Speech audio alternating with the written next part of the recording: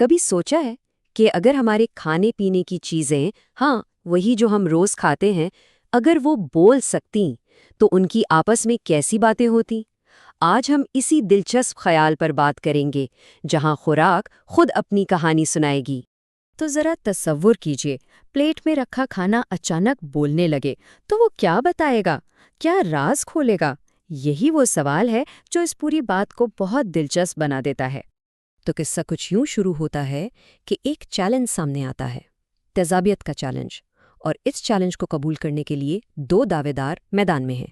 اور اس مقابلے میں پہلا کردار جو سامنے آتا ہے وہ ہے کیلا۔ دیکھتے ہیں اس کا کیا کہنا ہے۔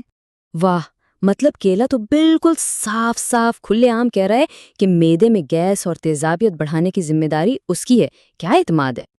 لیکن کیلا اکیلا نہیں ہے، اس کا ساتھ دینے کے لیے میدان میں ایک اور دعوے دار بھی آ گیا ہے، اور یہ ہے چائے۔ اس کا دعویٰ بھی بالکل وہی ہے۔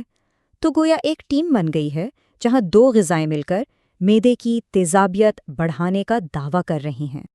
لیکن ہر کہانی میں ایک ہیرو بھی تو ہوتا ہے نا؟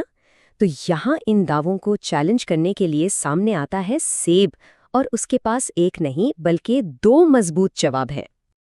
اچھا، یہ بات واقعی بہت دلچسپ ہے۔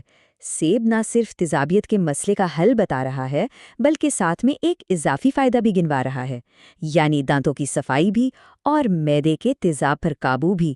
ایک تیر سے دو شکار۔ تو اب وقت آ گیا ہے کہ ان سب دعووں کو آمنے سامنے رکھ کر دیکھا جائے کہ آخر اس مقابلے کا نتیجہ کیا نکلتا ہے۔ آئیے دیکھتے ہیں۔ تو یہ ہے پوری کہانی کا خلاصہ۔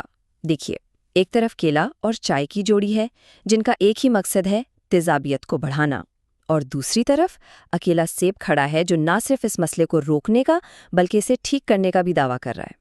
یہ تو خیر ایک چھوٹی سی مثال تھی۔ اصل سوال یہ ہے کہ ہمارے ارد گرد جو اتنی ساری کھانے پینے کی چیزیں ہیں، اگر انہیں زبان مل جائے تو وہ اپنی کیا کہانی سنائیں گی؟ اگلی بار جب پلیٹ سامنے آئے تو ذرا سوچیے گا ضرور۔